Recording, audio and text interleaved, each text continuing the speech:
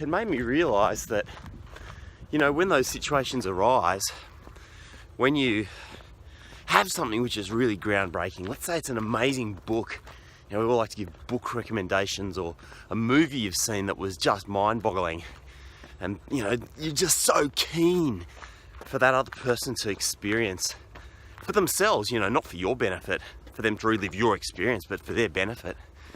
I really think you've got to give, not tell.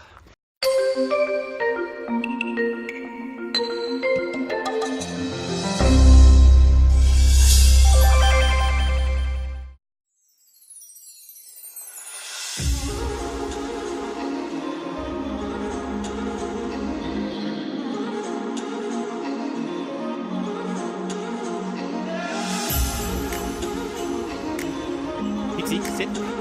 Ready?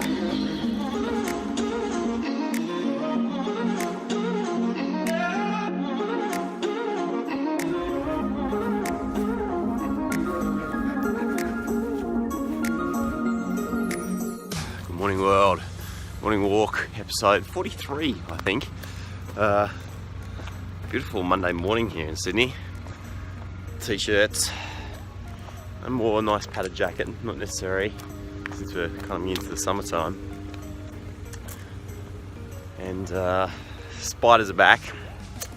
Go all the way back to episode 1. And that was shot at like spider time of year as well. It's basically 2 times a year in Sydney when the spiders come out, sort of at the start of summer, and then again at the end. You end up with like all these webs everywhere. And unfortunately on the morning walk, sometimes you kind of run into stuff. Definitely the other part of the year is a little bit worse because it's dark, so if you're not paying attention, you tend to pick them up. Those little spiders now. This is a golden orb weaver. I don't really like these ones. She's only small. She'll grow to probably 4 or 5 times that size. It's kind of incredible how these things have evolved. Can't say I'm the biggest fan. I was down at the beach yesterday with a friend, North Coco, amazing part of the world, and we were talking about running. So I've become a runner in recent years, which has been awesome. But I think one of the things that happens if you become a runner, not in your teens and 20s, is that it becomes very hard to recover. It's a sport that's quite brutal on your joints, muscles, that sort of stuff, if you're not used to it. And he was saying that, he's gone very quickly from running like 1 kilometre a day or 2 kilometres a day up to 10 kilometres a day, which is quite a lot inside 1 month.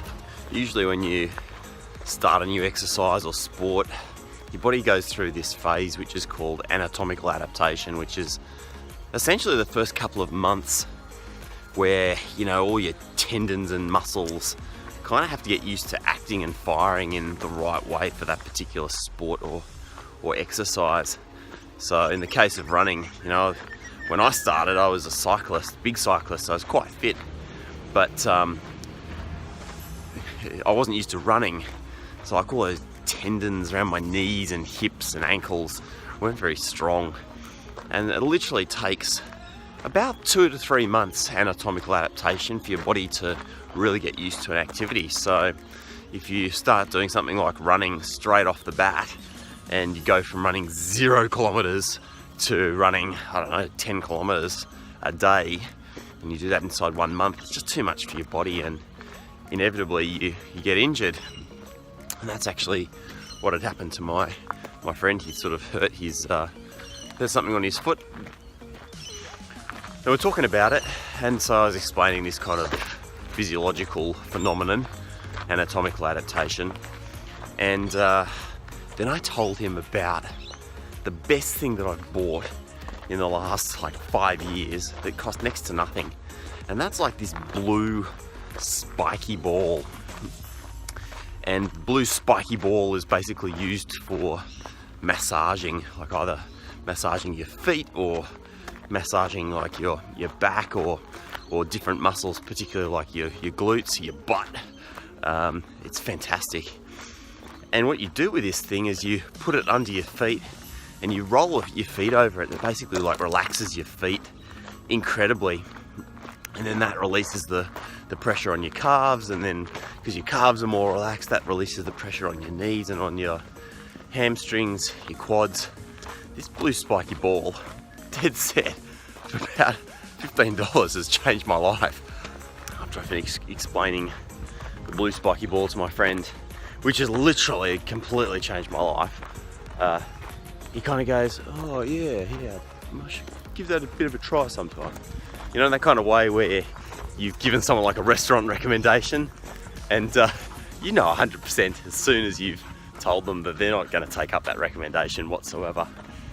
Which is of course everybody's choice, right? Don't get me wrong. I think a lot of people feel like they want to relive their lives through others, and you know, if somebody doesn't take up their recommendation, then that's like a personal affront. It's not that at all. But sometimes you do come across things which are just so groundbreaking for you that you just really want to share them.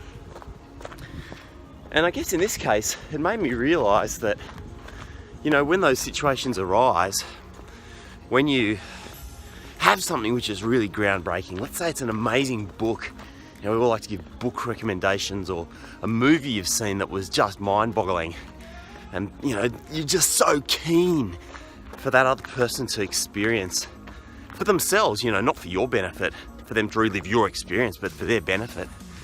You know, I really think you've got to give, not tell. I'm a big believer in giving away copies of books that I've read that have been amazing and transformative for me in different ways. And it made me realise yesterday that, you know, the blue spiky ball is no different to giving away a book, you know.